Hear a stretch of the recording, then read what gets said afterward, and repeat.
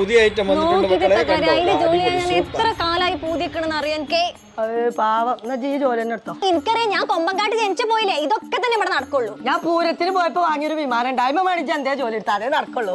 എന്റെ കയ്യിൽ നിന്ന് കിട്ടണമെങ്കിൽ മര്യാദക്ക് പോയിക്കട്ടാ. എനിക്ക് വിമാനത്തിലല്ലേ ജോലി വേണ്ടേ, അതിന്റെ ഉപ്പച്ചി വച്ച അതാ വരുന്നു എന്റെ ഉപ്പച്ചി. ഓ സൈനബാ ഉത്സവരാതെ വീട്ടിക്ക് നീ വാ സൈനബാ.